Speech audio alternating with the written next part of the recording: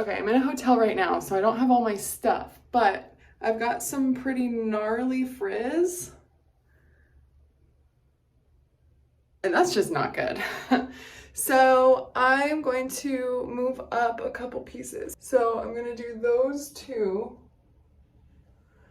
and that should fix the crazy, at least the crazy frizz.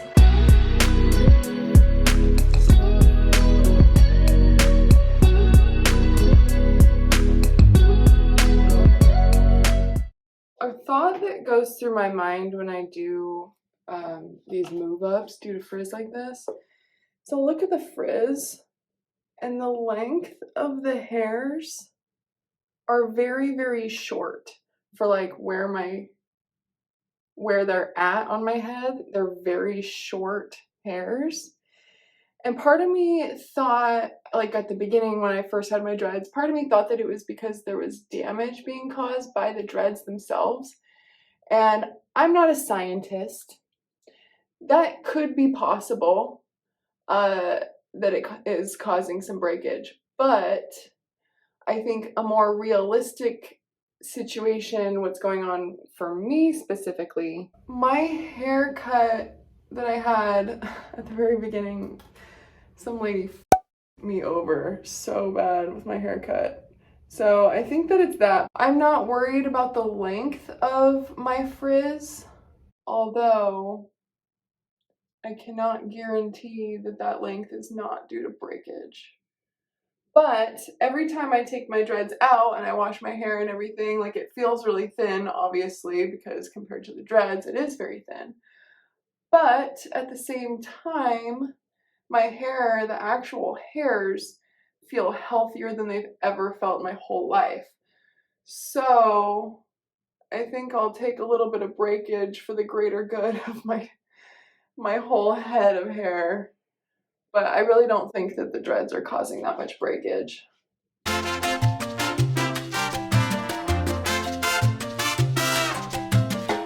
My little ends are so tiny. I have like the thinnest hair in the world, and so my ends get to the point where it's like challenging to hold on to. They're so thin. It's like 4 hairs. I could do bigger sections, that would help that problem, and just have less dreads on my head, which would be fine, but then that's just going to be more likely that you'll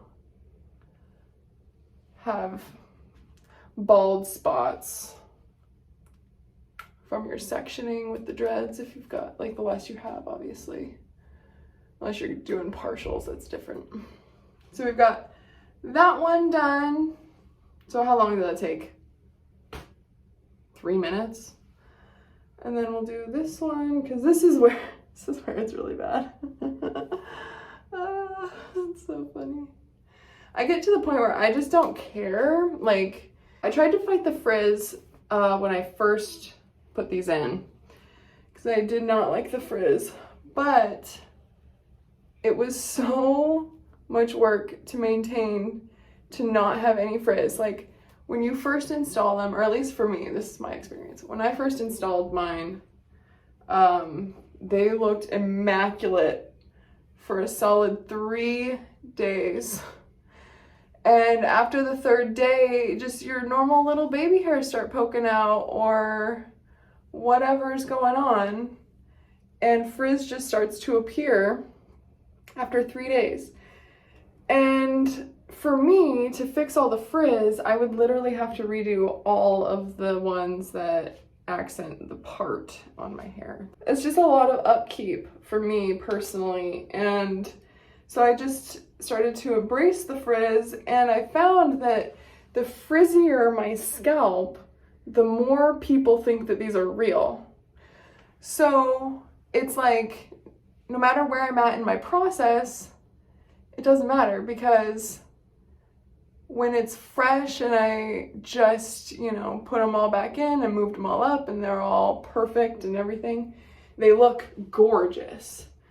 But then as time goes on, instead of like being upset at the frizz, they just start to look more real and more natural, and that's awesome to me.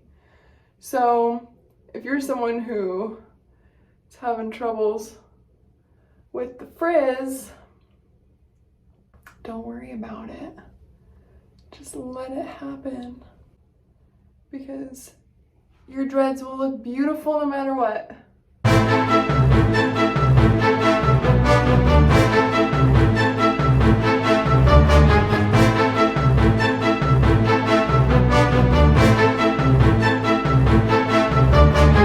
And there you go. So obviously I've still got some frizz, but I don't have those monstrous pieces anymore. And that took less than 10 minutes to do my hair.